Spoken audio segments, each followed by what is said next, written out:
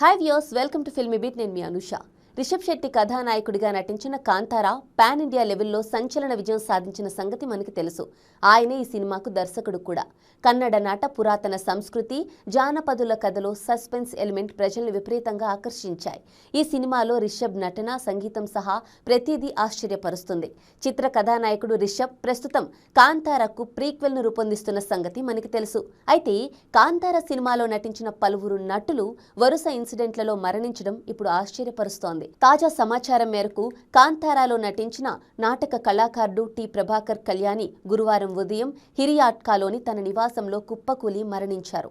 Bank of Baroda నుంచి retired అధికారి అయిన ప్రభాకర్ కాంతారాలో న్యాయవాది పాత్రను పోషించారు. కుటుంబ సభ్యులు అందించిన వివరాల ప్రకారం ప్రభాకర్ కళ్యాణి ఇంట్లో జారిపడి చికిత్స పొందుతున్నారు.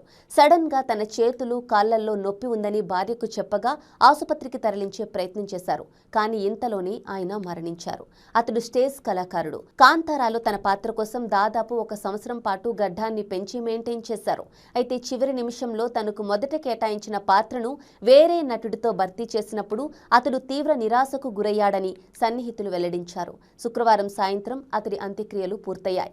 కాంతారాలో నటించిన పలువురు నటులు చాలా చిన్న వయసులోనే రకరకాల కారణాలతో మరణించడం ఇప్పుడు ఆశ్చర్యపరుస్తోంది. రాకేష్ పూజారి 36 సంవత్సరాలు, అలాగే కపిల్ 32 సంవత్సరాలు. వీరిద్దరూ మేలో చనిపోయారు. ఇక జూన్లో కళాభవన్ మృతి చెందారు. ఇప్పుడు ప్రభాకర్ కళ్యాణి మృతి చెందడంతో అసలేం జరుగుతోందో తెలుసుకోవాలనే ఆందోళన ఇప్పుడు నెలకొంది.